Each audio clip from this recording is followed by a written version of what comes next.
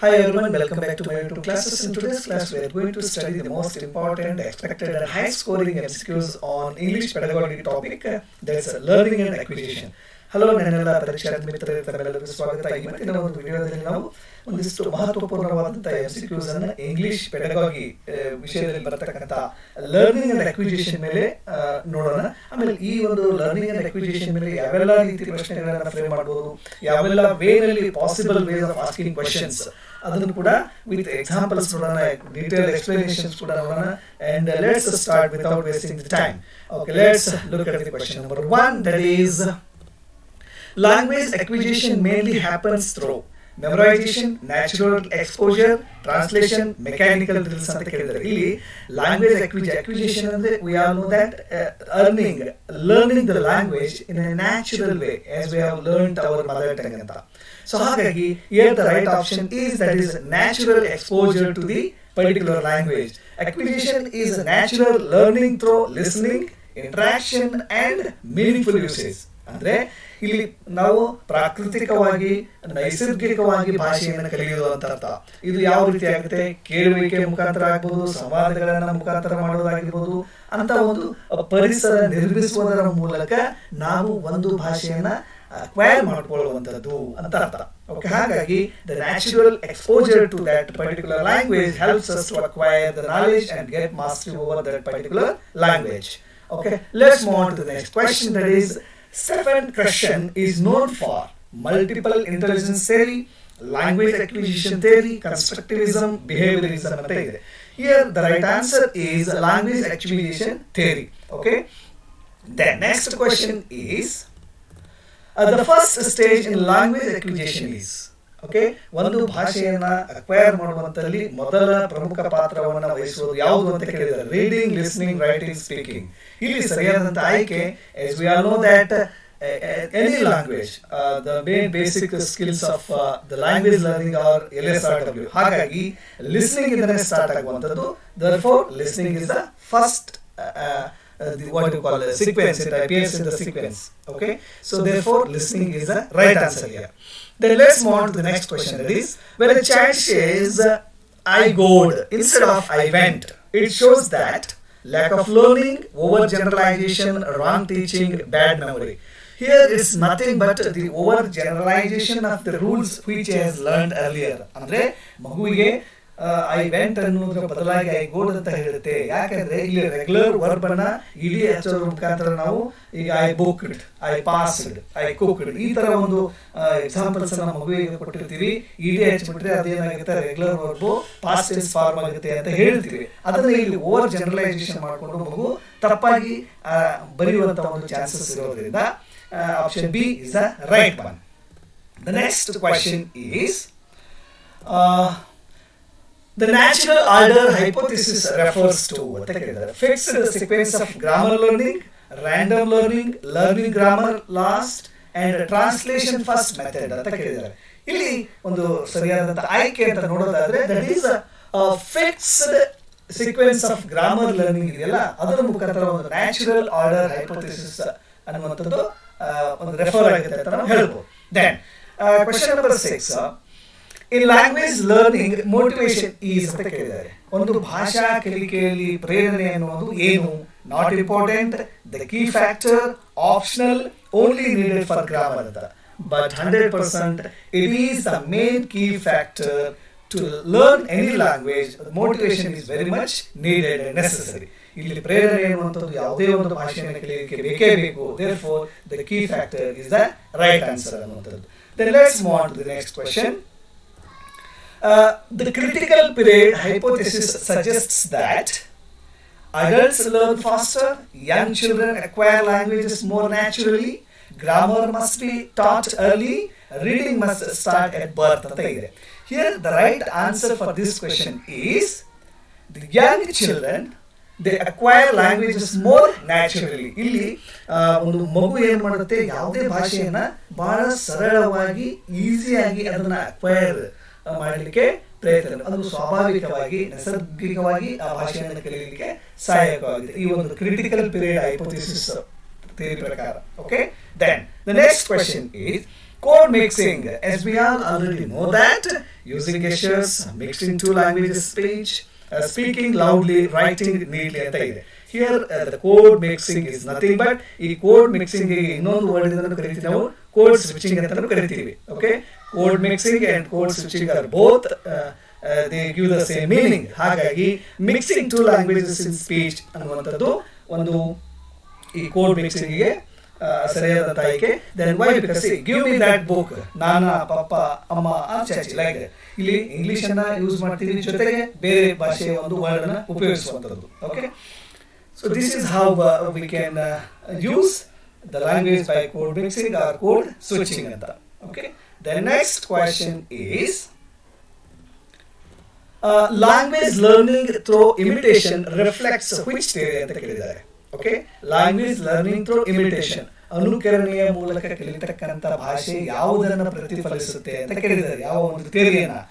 ಬಿಹೇವಿಯರಿಸಮ್, constructivism, cognitive learning, humanism ಅಂತ ಕೇಳಿದ್ದಾರೆ. Here it's nothing but behaviourism ಅಂತ. ಓಕೆ, ನಾನು ಯಾವ ರೀತಿ ಒಂದು ಇದು ವರ್ತನೆಯನ್ನ ಮಾಡ್ತೀನಿ ಅದರ ಮುಖಾಂತರ ಮಗು ಅದನ್ನು ನೋಡಿ ಅನುಸರಿಸಿ ಒಂದು ಇಮಿಟೇಟ್ ಮಾಡುವಂಥದ್ದು ಅಂತ. Okay, it comes under behaviorism. The next question is, mother tongue influence on English is called fluency, interference, accuracy, mastery. Here the right answer is that is interference anta. Okay, the mother tongue influence on English is called as interference. ಒಂದು ಭಾಷೆ ಮೇಲೆ ಇನ್ನೊಂದು ಭಾಷೆ ಬಂದಾಗ interference ಆಗುತ್ತೆ, ಅಡೆತಡೆ ಉಂಟು ಮಾಡುವಂತದ್ದು ಅಂತ. Okay, then the next question is, children learn language faster when they feel safe and encouraged, they are punished, they memorize grammar, they copy notes. Here the right and apt answer for this question is they feel safe and encouraged. Okay, ಯಾವಾಗ ಮಗು ತಾನು ಒಂದು safe comfortable zone ಅಲ್ಲಿ ಇದ್ರಿ ಮತ್ತೆ ಪ್ರೋತ್ಸಾಹ ಸಿಗುತ್ತೆ, then automatically the learning of any language it takes in a what do you call the expected way ಅಂತ ಫಾಸ್ಟರ್ ಆಗಿ ನಡೆಯುವಂಥದ್ದು. Okay, acquisition is rule based, subconscious and natural, exam focused, memorized learning.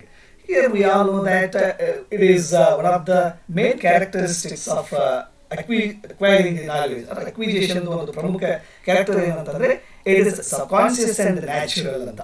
Okay, so it happens as we already learning hour mother tongue ಅಂತ. ಇಲ್ಲಿ ನಾನು ಮಾತೃಭಾಷೆಯನ್ನು ಯಾವ ರೀತಿ ಕಲಿತಿದ್ದೀನಿ ನನಗೆ ಅರಿವಿಲ್ಲದೇನೆ ಮತ್ತು ಒಂದು ಸರಳವಾಗಿ ನ್ಯಾಚುರಲ್ ಆಗಿ ಆ ಭಾಷೆಯನ್ನು ನಾನು ಕಲಿತಿದ್ದೀನಿ without any studying the grammars ಹೀಗೆ like that. Okay, and let's move on to the next question, that is which one is conscious effort based learning ಅಂತ ಹೇಳಿದ್ದಾರೆ. Which one is conscious effort based learning? Acquisition, learning, natural development, innate knowledge ಅಂತ ಇದೆ. Here for this one the right answer is that is learning. Learning is conscious effort, whereas acquisition is unconscious and natural. Okay, acquisition learning ವ್ಯತ್ಯಾಸ ಇಷ್ಟೇ. Learning ಅಲ್ಲಿ ನಾವು effort ಹಾಕ್ತಿವಿ, ಪ್ರಜ್ಞಾಪೂರ್ವಕವಾಗಿ ಕಲಿತೀವಿ, ಆದರೆ ಅಕ್ವಿಜಿಷನ್ ಅಲ್ಲಿ ಅನ್ಕಾನ್ಸಿಯಸ್ ಅಂಡ್ ನ್ಯಾಚುರಲ್ ಇರುತ್ತೆ. ಓಕೆ, ಇದೇ ವ್ಯತ್ಯಾಸ ಅಕ್ವಿಜಿಷನ್ ಅಂಡ್ ಲರ್ನಿಂಗ್ ಗೆ. So let's move on to the next question. Communicative competence includes ಅಂತ ಕೇಳಿದ್ದಾರೆ. Only grammar, using language meaningfully, only memorising rules and translating everything ಅಂತ ಕೇಳಿದ್ದಾರೆ. Here the right answer for this question is using language meaningfully.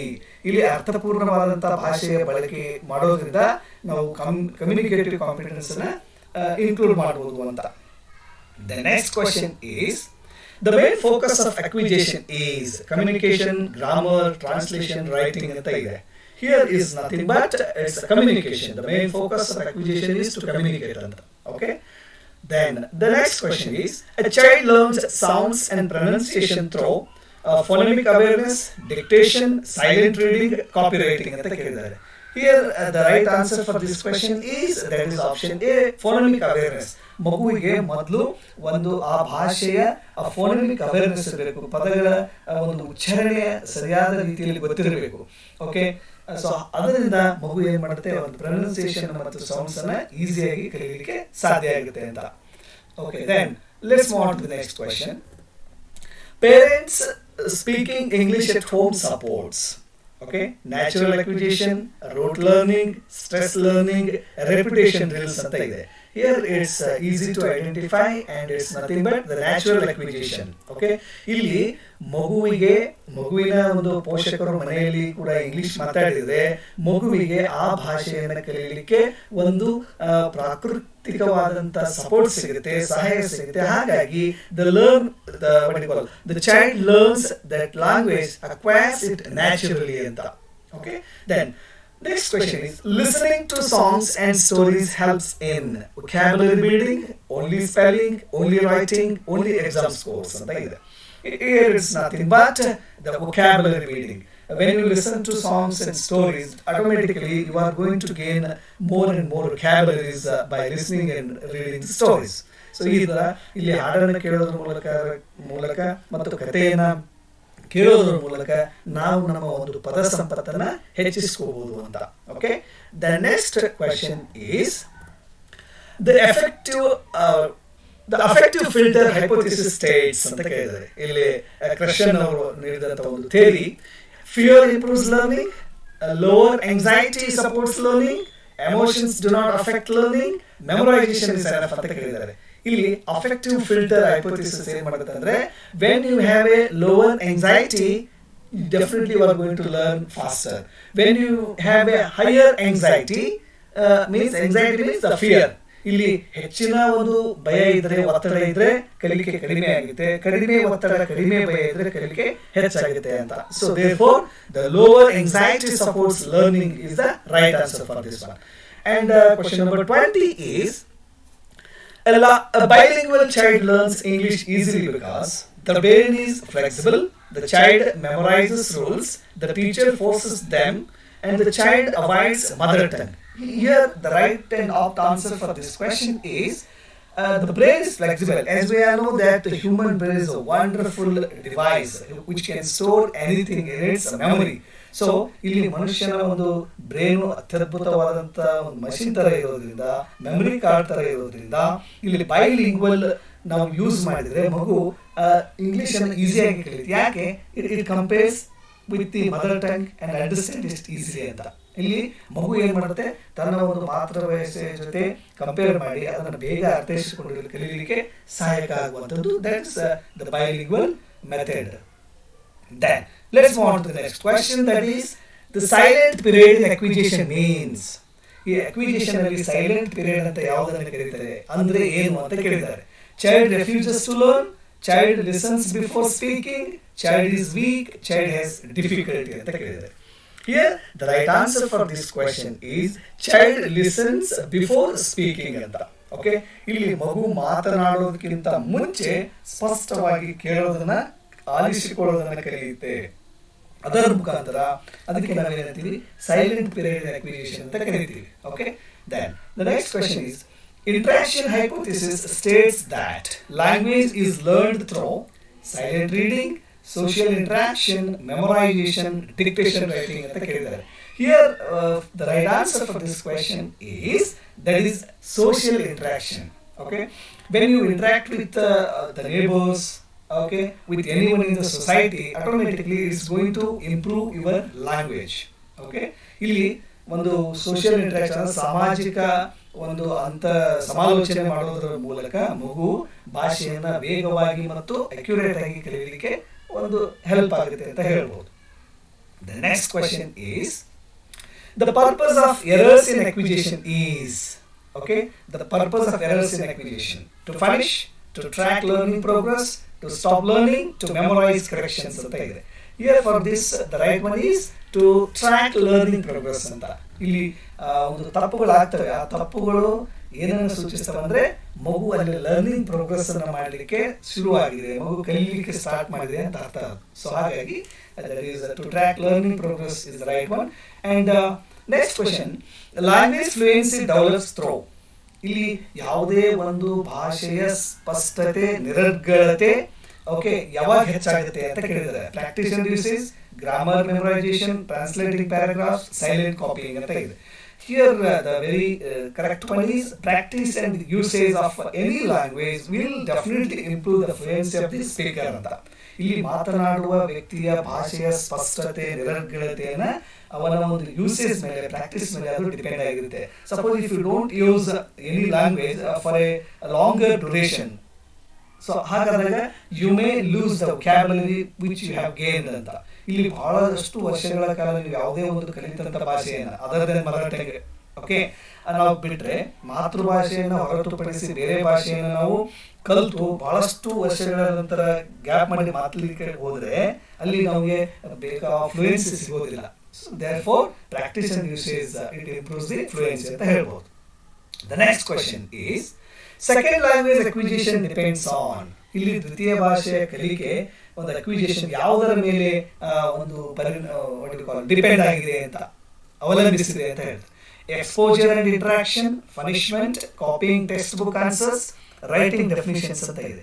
Here the right option for this is exposure and interaction. ಅಂದ್ರೆ ನಾವು ಆ ಭಾಷೆಗೆ ಎಷ್ಟು expose ಆಗ್ತಾ ಇದೀವಿ, ಎಷ್ಟನ್ನು ನಮ್ಮನ್ನು ನಾವು ತೊಡಗಿಸ್ಕೊಳ್ತಾ ಇದೀವಿ, ಎಷ್ಟು ನಾವು ಅಂತ ಒಂದು ವಾತಾವರಣಕ್ಕೆ ಪರಿಸರಕ್ಕೆ ಹೋಗ್ತವೆ, ಎಕ್ಸ್ಪೋಸ್ ಆಗ್ತೀವಿ, ಜೊತೆಗೆ ಇಂಟ್ರಾಕ್ಷನ್ ಮಾಡ್ತೀವಿ, ಇದ್ರ ಮೇಲೆ ಡಿಪೆಂಡ್ ಆಗಿರುತ್ತೆ. Second language acquisition it depends upon exposure and interaction anta. Therefore that is the right answer. The next question is language proficiency means, okay, language proficiency andre ಏನು ಅಂತ ಕೇಳಿದ್ರೆ knowing many spellings, using language fluently and accurately, memorizing grammar rules, writing long essays. Here without any doubt we are going for the option B, using language fluently and accurately. ಅಂದ್ರೆ ಇಲ್ಲಿ ಒಂದು ಭಾಷೆಯ ಮೇಲೆ ಪ್ರಭುತ್ವ ನನಗಿದೆ ಅಂತ ಹೇಗೆ ಚೆಕ್ ಮಾಡ್ತೀವಿ ಅಂದ್ರೆ using that language fluently and accurately ಅಂತ. ಓಕೆ, ಯಾವುದೇ ಒಂದು ಭಾಷೆಯ ಮೇಲೆ ಪ್ರಭುತ್ವ ಅವರು ಸಾಧಿಸಿದೆ ಅಂತ ಗೊತ್ತಾಗಿದೆ ಯಾವಾಗ ಅವರ ಒಂದು ಮಾತಿನಿಂದ ಮತ್ತು ಅಕ್ಯುರೇಟ್ ಆಗಿ ಯೂಸ್ ಮಾಡುವಂಥದ್ದು. So proficiency refers to confident and meaningful use of language. Okay, ಇಲ್ಲಿ ನಿಖರವಾಗಿ ಮತ್ತು ಸ್ಪಷ್ಟವಾಗಿ ಶ್ರವ್ಯವಾಗಿ ಭಾಷೆ ಬಳಸುವ ಒಂದು ಸಾಮರ್ಥ್ಯ ಯಾರಿರುತ್ತೆ ಅವರಿಗೆ we can say that he has attained the language proficiency ಅಂತ ಹೇಳ್ಬೋದು. Okay, then let's move on to the next question, that is input in language acquisition means ಅಂತ ಕೇಳಿದ್ದಾರೆ. Scolding, language exposure, exams, memorisation ಅಂತ ಕೇಳಿದ್ದಾರೆ. Input in language acquisition ಯಾವುದು? It's nothing but the language exposure. Okay, ನೀವು ಎಷ್ಟು ಆ ಭಾಷೆಗೆ ನಾವು ನಮ್ಮನ್ನ ಒಳಪಡಿಸ್ತೀವಿ ಅಷ್ಟು ವೇಗವಾಗಿ ಆ ಭಾಷೆಯನ್ನು ನಾವು ಕಲಿಯಲಿಕ್ಕೆ ಸಾಧ್ಯ ಅನ್ನುವಂಥದ್ದು. The next question, the most effective input is. ಹಾಗಾದ್ರೆ ಒಂದು ಲ್ಯಾಂಗ್ವೇಜ್ ಅಕ್ವಿಜಿಷನ್ ಮಾಡಲಿಕ್ಕೆ ದ ಮೋಸ್ಟ್ ಇಫೆಕ್ಟಿವ್ ಇನ್ಪುಟ್ ಯಾವುದು ಅಂತ. Incomprehensible input, fear based input, comprehensible input, only textbook reading ಅಂತ ಕೇಳಿದ್ದಾರೆ. ಇಲ್ಲಿ ಸರಿಯಾದಂತಹ ಒಂದು ಆಯ್ಕೆ ಯಾವುದು ಅಂತಂದ್ರೆ ದಟ್ ಈಸ್ ಕಾಂಪ್ರಿಹೆನ್ಸಿಬಲ್ ಇನ್ಪುಟ್ ಅನ್ನುವಂಥದ್ದು. Like for example story telling with pictures. ನಾವು ಮಗುವಿಗೆ ಕೇವಲ ಸ್ಟೋರಿ ವಿತೌಟ್ ಪಿಕ್ಚರ್ಸ್ ತೋರಿಸ್ತೇನೆ, ಬರೀ ಸ್ಟೋರಿ ಹೇಳಿ ಮಗುವಿಗೆ ಅದನ್ನ ಅರ್ಥ ಮಾಡ್ಕೊಳ್ಳಿಕ್ಕೆ ಸ್ವಲ್ಪ ಲೇಟ್ ಆಗ್ಬೋದು. ಅದನ್ನೇ ನೀವು ಒಂದು ಪಿಕ್ಚರ್ ಅನ್ನ ತೋರಿಸ್ತಾ ಒಂದು ಸ್ಟೋರಿಯನ್ನ ನರೇಟ್ ಮಾಡ್ತಾ ಹೋದ್ರೆ ಆ ವಿಜುವಲೈಸೇಷನ್ ಮಗುವಿಗೆ ಕಾಣಿಸೋದ್ರಿಂದ ಅದು ಬೇಗ ಆ ಒಂದು ಭಾಷೆಯನ್ನ ಅಕ್ವೈರ್ ಮಾಡ್ಕೊಳ್ಳಿಕ್ಕೆ, ಕಲೀಲಿಕ್ಕೆ, ಕಾಂಪ್ರಿಹೆನ್ಷನ್ ಮಾಡ್ಕೊಳ್ಳಿಕ್ಕೆ ಸಹಾಯಕವಾಗುತ್ತೆ. So that is the best one. Comprehensible input ಅನ್ನುವಂಥದ್ದು is the right answer. Let's move on to the next question. Okay, motherese or child directed speech refers to ಅಂತ. ಓಕೆ, ಇಲ್ಲಿ motherese or child directed speech ಅಂದ್ರೆ ಯಾವುದಕ್ಕೆ ಸಂಬಂಧಿಸಿದೆ ಅಂತ ಕೇಳ್ತಾರೆ. Fast grammar teaching, slow repetitive speech used with children, songs only, return vocabulary ಅಂತ ಕೇಳಿದ್ದಾರೆ. Here is nothing but the slow repetitive speech used with children ಅಂತ. ಅಂದ್ರೆ ಮಗುವಿನ ಜೊತೆ ನಾನು ಒಂದು ಕಮ್ಯುನಿಕೇಶನ್ ಮಾಡುವಂಥದ್ರಲ್ಲಿ ಸ್ಪಷ್ಟವಾಗಿ, ನಿಧಾನವಾಗಿ, ದೆನ್ ರಿಪಿಟೇಟಿವ್ ಸ್ಪೀಚ್ ಅಂದ್ರೆ ಒಂದು ವರ್ಡ್ ಅನ್ನ, ವೊಕ್ಯಾಬುಲರಿನ, ಸೆಂಟೆನ್ಸ್ ಅನ್ನ ಒಂದಕ್ಕಿಂತ ಹೆಚ್ಚು ಬಾರಿ ಹೇಳುವಂಥದ್ದು ವಿತ್ ಚಿಲ್ಡ್ರನ್. ಸೊ ಹಾಗೆ ಮಾಡೋದ್ರಿಂದ ಮಗು ಏನ್ ಮಾಡುತ್ತೆ, ಅದನ್ನ ಗ್ರಾಸ್ ಮಾಡಿಕೊಂಡು ತನ್ನ ಮೆಮೊರಿನಲ್ಲಿ ರಿಟೈನ್ ಮಾಡಿಕೊಂಡು ಯೂಸ್ ಮಾಡಲಿಕ್ಕೆ ಪ್ರಯತ್ನ ಪಡುತ್ತೆ. Okay, that is the right answer. Then next one is social interaction is central to acquisition according to ಯಾರ ಪ್ರಕಾರ. ಇಲ್ಲಿ ಸೋಷಿಯಲ್ ಇಂಟ್ರಾಕ್ಷನ್ ಅನ್ನುವಂಥದ್ದು it is the centre of acquisition ಅಂತ ಹೇಳ್ತೀವಿ. It is the central, it place a main role in acquisition of any language ಅಂತ ಹೇಳ್ತಾರೆ. ಯಾರ ಪ್ರಕಾರ? Vygotsky, Thorndike, Skinner, Piaget ಅಂತ. Here is nothing but the Vygotsky says that social interaction is central to acquisition.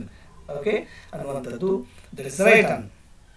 The next question is, when a learner stops improving and repeats the same language errors, it is called as fluency, stabilization, fossilization, transformation ಅಂತ.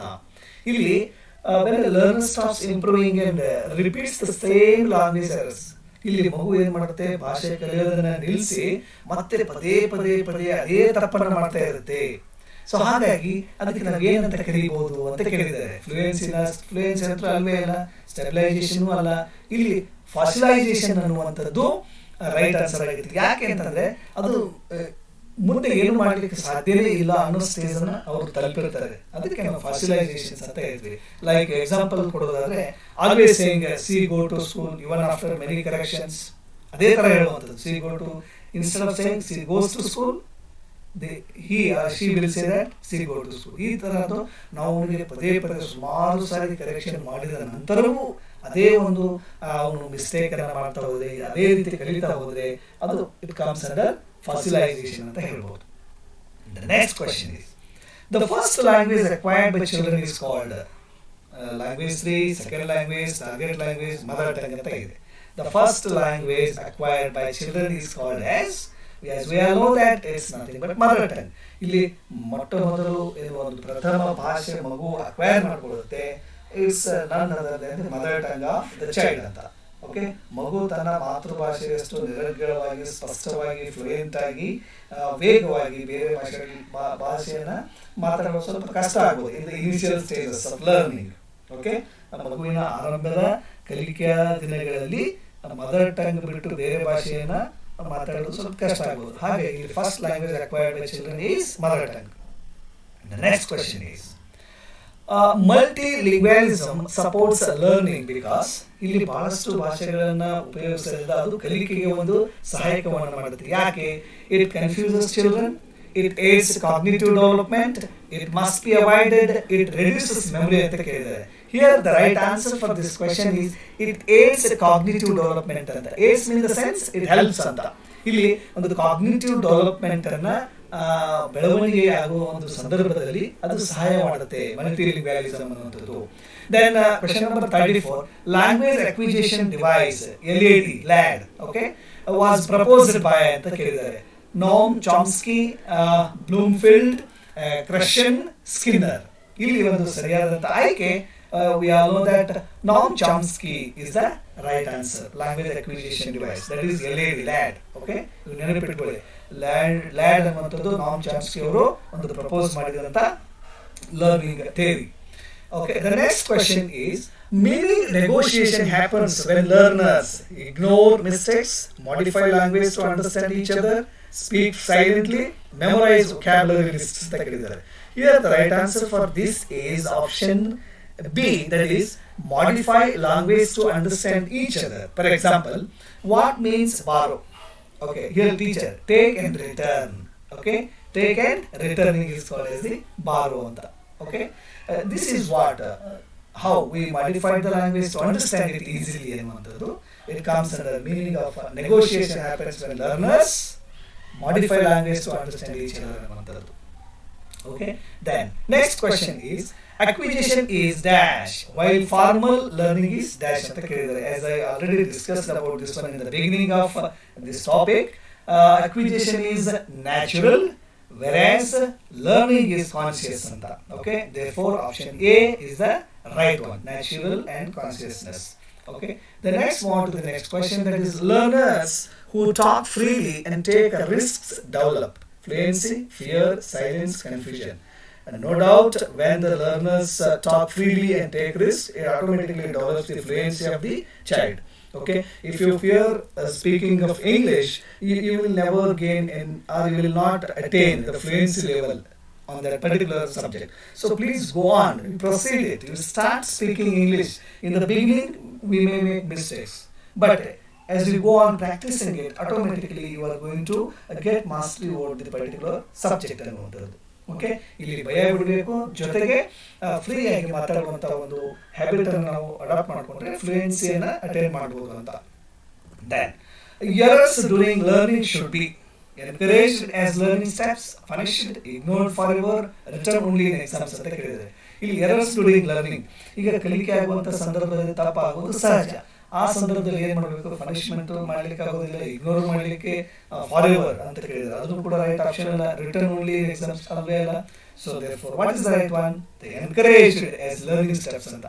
ಅದು ಕಲಿಕೆಯ ಒಂದು ಮೊದಲ ಆದ್ಯತೆಯಾಗಿ, ಮೊದಲನೇ ಒಂದು step ಆಗಿ ಅದನ್ನ ತಿಳಿದುಕೊಂಡು ನಾವು ಎನ್ಕರೇಜ್ ಮಾಡಿದ್ವಿ ಅಂದ್ರೆ automatically they will learn, the students will learn, the children will learn that language ಅಂತ. The next question is, a language-rich environment includes. A language-rich environment includes silence, conversations, books, activities, strict grammar exercises, only exams. Here, silence it will never help in language, enriching the language. Conversation, books and activities, they help.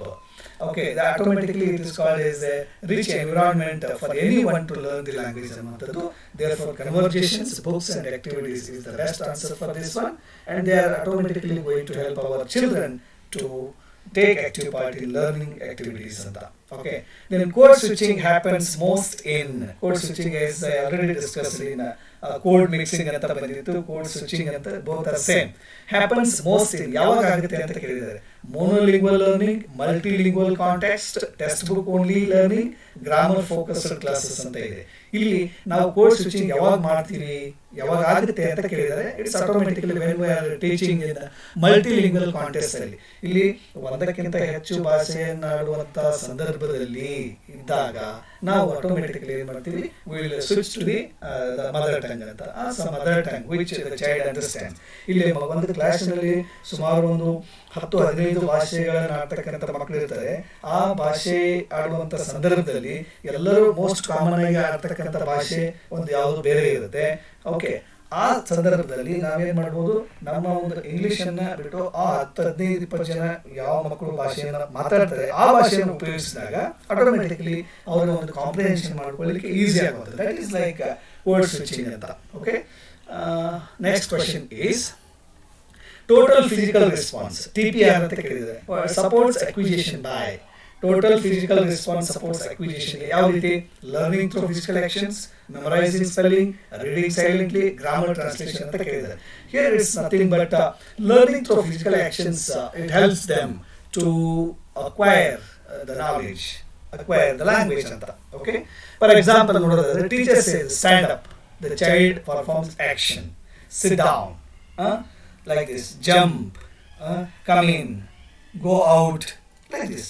If you use the sentences, words like this, automatically with the help of actions, it helps the child to understand it very easily and very fast. ಇಲ್ಲಿ action ಮುಖಾಂತರ ಕಲಿಸೋದ್ರಿಂದ ಮಗು ವೇಗವಾಗಿ ಅರ್ಥೈಸಿಕೊಂಡು ಅದರ ಪ್ರಕಾರ ಏನು ಮಾಡುತ್ತೆ, ಕಲಿತಾ ಹೋಗುತ್ತೆ ಅಂತ ಹೇಳ್ಬೋದು. Then scaffolding means, as we have already discussed this one, and let it once again I wanted to give you the brief summary about this one is removing support, temporary structured support for learning, punishing errors, rewriting textbooks. It is scaffolding means providing temporary and structured support for learning ಅಂತ. ಇಲ್ಲಿ ಒಂದು ತಾತ್ಕಾಲಿಕವಾದಂಥ structured ಸಹಾಯವನ್ನ ಮಗುವಿಗೆ ನೀಡುವಂಥದ್ದು ಅಂತ. Okay, initial stages of learning, when you provide temporary support for the learners, automatically they are going to accelerate their learning anta. Okay, the next question is, in second language acquisition, anxiety helps learning, blocks learning, has no effect, only affects writing anta kelidare. In second language acquisition, anxiety, ಭಯ ಅನ್ನುವಂಥದ್ದು ಒಂದು ದ್ವಿತೀಯ ಭಾಷೆಯನ್ನು acquire ಮಾಡುವಂಥ ಸಂದರ್ಭದಲ್ಲಿ ಏನು ಮಾಡುತ್ತೆ ಅಂತ ಕೇಳಿದರೆ, as we know that it blocks learning ಅನ್ನುವಂಥದ್ದು. Related to affective filter theory, question ಅವ್ರ ಪ್ರಕಾರ ಅಫೆಕ್ಟಿವ್ ಇರುತ್ತೆ ನೋಡಿ. ಆಂಗ್ಸೈಟಿ ಹೆಚ್ಚಾದರೆ ಕಲಿಕೆ ಕಡಿಮೆ ಆಗುತ್ತೆ, ಆಂಗ್ಸೈಟಿ ಕಡಿಮೆ ಆದರೆ ಕಲಿಕೆ ಹೆಚ್ಚಾಗುತ್ತೆ. That is ultimately the right one. The next question is, peer interaction helps learners. ಇಲ್ಲಿ ಸಮಾನ ಮನಸ್ಕರ ಜೊತೆ ಒಂದು ಸಂವಹನವನ್ನು ಮಾಡುವುದರ ಮೂಲಕ ಏನಾಗಿದೆ, practice meaningful communication, stay silent, avoid speaking, right long answers ಅಂತ ಇದೆ. Here the right answer for this is practice meaningful communication automatically takes place.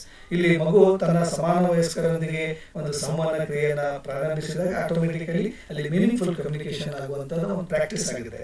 So that is the right one. The next question is when a learner transfers grammar of language onto English, okay, it is called as ಅಂತ ಕೇಳಿದ್ರೆ positive transfer, language shift, language interference, code breaking ಅಂತ ಇದೆ.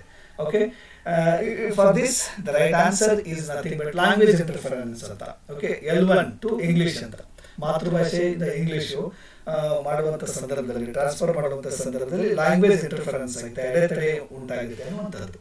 Okay, then children learn pronunciation by listening and imitation, copying spelling, reading silently, memorizing dictionary words. Here, absolutely right answer is listening and imitation. That is the best way they are going to get clarified with pronunciation. Is listening and imitation is the only best method they are going to learn about the pronunciation. Okay, the next question is fluency means slow speaking, smooth natural speaking, perfect grammar only, reading aloud only ಅಂತ ಇದೆ. Here fluency means smooth and natural speaking. Okay, ಅದಕ್ಕೆ fluency ಅಂತ ಕರೀತೀವಿ ನಾವು. That is automatically option B. Then the best way to learn new words is ಅಂತ ಕೇಳಿದ್ದಾರೆ. Learning lists, understanding them in context, memorizing spelling, repetition only ಅಂತ ಹೇಳಿದ್ರು. Yeah, the best way to learn new words is understanding them in context ಅನ್ನುವಂಥದ್ದು ಸರಿಯಾದ ಆಯ್ಕೆ, no doubt at all. And let's move on to the next question, that is the most natural way children learn a new language is listening first, speaking next, writing first, memorizing grammar first, copying notes ಅಂತ ಇದೆ. Here it's nothing but listening first and speaking next. So this is the most natural way that the children are going to learn new language. And a child first understands language before producing it. This supports learning theory, comprehensible input theory, behaviorism, translation method ಅಂತ ಇದೆ. For this the right answer is nothing but the comprehensible input theory ಅನ್ನುವಂಥದ್ದು. So this is the right answer. Dear friends, ಇದಿಷ್ಟು ನಾನು language learning and acquisition ಮೇಲೆ ಒಂದಿಷ್ಟು possible ways of MCQs ಅನ್ನು ಕೊಟ್ಟಿದ್ದೀನಿ. If you like the video please subscribe, like, comment and share the video with your friends. ಮತ್ತೆ ಮುಂದಿನ ಒಂದು ವಿಡಿಯೋದಲ್ಲಿ ನೆಕ್ಸ್ಟ್ ಟಾಪಿಕ್ ಮೇಲೆ all the possible ways of asking important expected high scoring MCQs ಅನ್ನ ಮುಂದಿನ ಒಂದು ವಿಡಿಯೋದಲ್ಲಿ ತರ್ತೀನಿ. ಸೊ ಅಲ್ಲಿವರೆಗೂ please take care and thank you.